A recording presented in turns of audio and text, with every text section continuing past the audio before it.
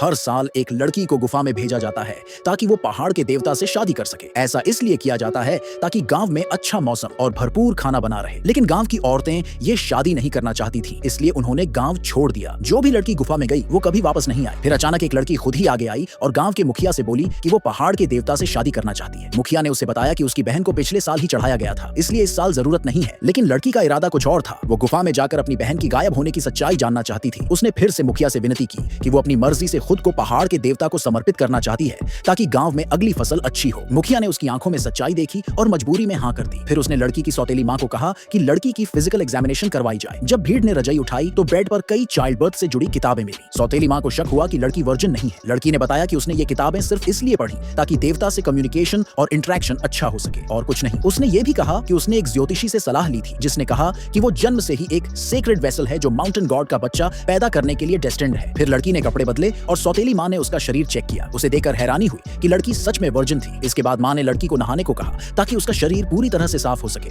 क्योंकि जो औरत माउंटेन गॉड से शादी करती है उसे एकदम प्योर होना चाहिए। फिर सौतेली मां उसे गांव के मुखिया के पास ले गई और लड़की से कहा गया कि वो एक बार फिर पब्लिक में अपने कपड़े उतारे ताकि फिर से एग्जामिनेशन किया जा सके। लड़की इतनी भीड़ देखकर शर्म से लाल हो गई, लेकिन सौतेली मां ने समझाया कि दूसरी बार जांच करना जरूरी है ताकि कोई गलती ना हो। अगर माउंटेन गॉड को पता चल गया कि जो लड़की भेजी गई है वो वर्जिन नहीं है तो गांव पर भयानक श्राप आ सकता है। ये सुनकर लड़की मजबूरी में अपने कपड़े उतार देती है। दोनों जांच पास करने के बाद लड़की सभी रिक्वायरमेंट्स में फिट बैठ गई। गांव वाले उसे तैयार करने में मदद करते हैं और फिर वो गुफा की तरफ निकल पड़ते हैं। रास्ते में चलते हुए लड़की अचानक ठोकर खा जाती है और उसके हाथ में कट लग जाता है जिससे खून बहने लगता है। ये देखकर मुखिया गुस्से में लड़की को डांटता है कि शादी के दिन खून बहना बहुत बुरा शकुन होता है। लड़की जल्दी से एक जेड पेंडेंट निकालती है और बताती है कि ये एक तावीज है जो उसे एक ज्योतिषी ने दिया था। उस मास्टर ने पहले ही बता दिया था कि आज उसे खुशी से पहले दुख सहना पड़ेगा। इसका मतलब है कि अभी भले ही खून निकला हो, लेकिन जैसे ही वो माउंटेन गॉड से मिलेगी वो जरूर उसका बच्चा कंसीव करेगी। गांव वालों को ये बात सही लगती है। किसी ने एक लाल कपड़ा निकाला और कहा कि माउंटेन गॉड की दुल्हन को अपनी नजरें प्योर रखनी होती हैं